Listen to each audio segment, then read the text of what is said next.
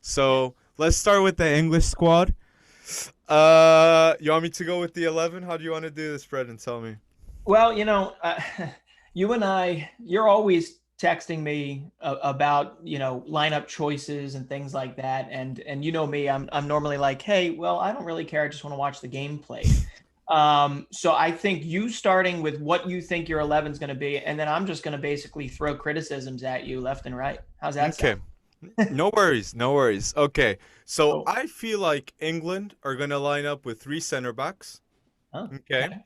Stones, Maguire, if Hmm. Maguire comes back from injury, Hmm. and Walker at right center back. Interesting. Okay. Then on the right wing back, Yeah. we got here a choice that I feel like it shouldn't even be a discussion. Sure. And unfortunately, it is. Yeah. And Trent Alexander Arnold and my team, English team, should start Yeah. because he's won the Champions League. He's a man built for big moments. Okay, and him not starting is I don't understand it. I'm sorry, but that's I get really mad with that one. Well, if you're going the three center back route with him at right wing back, I mean, it makes almost too much sense when you look at the other options, right? The other options are Kieran Trippier, which Yes. I believe you're going to find that that's who Southgate brings and starts. But and credit to Trippier, obviously winning with Atletico, but that's we'll get down that road. No, You have one.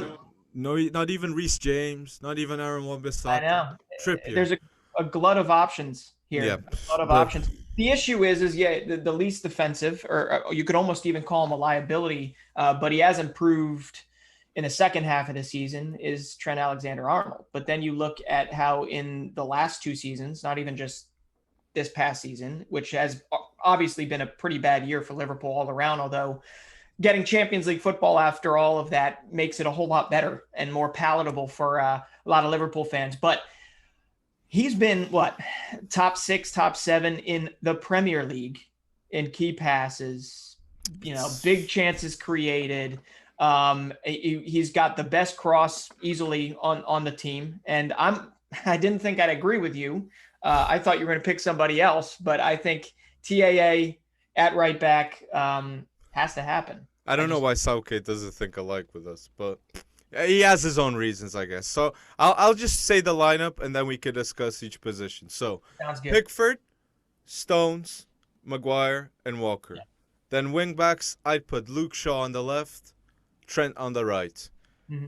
Two midfielders, I'll put Declan Rice and Jordan Henderson. Then front three, Foden, Kane, Sancho. If Foden starts over Sterling at Man City, why would Sterling start for England ahead of Foden? I Guardiola. I think Southgate sees something that Guardiola doesn't. Mm, Like I feel like that's the message. If that's gonna happen, the Sterling playing on top of Foden, like mm. Southgate is seeing something that Guardiola doesn't. That's crazy. He's But he's I a feel like he's a pragmatist. I think. I think you're gonna find it's more so he likes his comfort food and he sticks with it, right? I mean, he knows Sterling. He feels he knows Sterling, and that's yeah, I don't see how Raheem Sterling doesn't start for them. I mean I'm in agreement and I'm biased. Right, we're both biased in the sense that we really want to see a guy like Foden get his chance, but I don't think it's gonna. I don't think it's bias. Brennan, I disagree because Okay. Foden is one of the best players in the world right now, playing. Yeah, Like that's if all day, he's in the right? final of the Champions League, I Yeah. understand he's 20 but he's still starting above Sterling and Man City. Yeah. If and I know I won't be surprised if in some matches I see Mason Mount and Declan Rice Yeah. because that is a very good duo. We might see at Chelsea next season, but Well, I that's think you also have to worry about Henderson's fitness, right? I mean, he's hmm just back. He's just back, and it's not going to be, he's not going to necessarily have a bazillion fixtures to get back into the swing of things. So yeah, I mean, I do think Declan Rice is going to play a pretty outsized role for them, and to be honest, I think he's going to be massively important. And frankly, although I think we're going to get a little or I'm going to get hit hard for this, and maybe rightfully so. I think he's been massively underrated this year in terms of the work he's done for West Ham. I I really do. agree. I no, but I agree. 100% agree with you.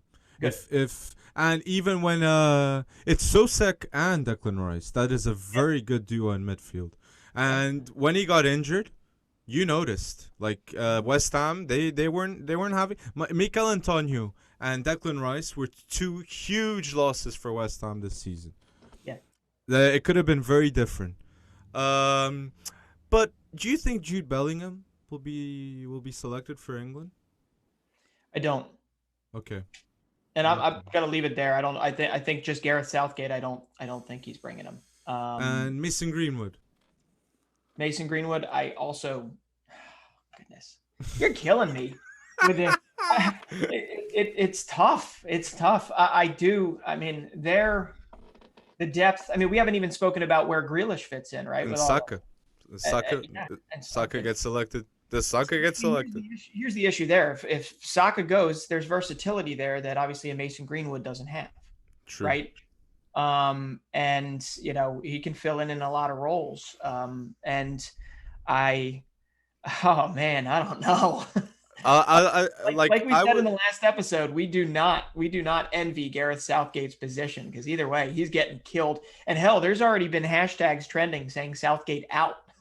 And I'm not even entirely sure for what, but on any given day, it's some different issue. It's a very thankless job to be England boss, right? Exactly. It is true. The England job might be the most difficult managerial job in football. Yeah. And I don't think that's a hot take, because the English media is ruthless. It is. And like an England manager is going to be judged for everything, even blinking.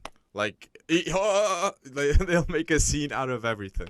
I mean, But I still remember Fabio Capello taking over a while back, and how much that was like, whoa. And then the whole David Beckham kick out in the Argentina game. I mean, these are things that I don't live in England, and I'm sure we can get some people that give us kind of firsthand, thoughts around this. But it is a different place. I mean, they live, eat, sleep, breathe, whatever you say, football. And this is one of the strongest teams. I mean, the depth that they have, it's enviable. It's Very enviable. true. And frankly, it's But only France and Portugal that has it too, next to them. And But I want to see Mason Greenwood. I would no, sorry, rephrasing. I'd love to see Mason Greenwood learning with Harry Kane, just like he's learning with Cavani. Because I am noticing that Greenwood is becoming more of a deadly finisher, and I do think that Cavani is having an influence on him. Because in training sessions, and even did you see the semi-fighting scene that Mason Greenwood had with those two players in the Europa League? yeah, Like Cavani, like there's a good chemistry between them, and I feel like if Harry Kane were to help Mason Greenwood, like it would exceed the potential, you know. And sure. Yeah, but like you got Sancho and you've got Rashford. They're going. No, Rashford. Yes. Sancho, Rashford. I don't see how you don't bring Grealish, Kane. I just don't see how, Greenwood gets the chance to do what he's going to do. And it doesn't seem like a move Southgate would make, but I don't know. Well, I'm prepared to see anything now.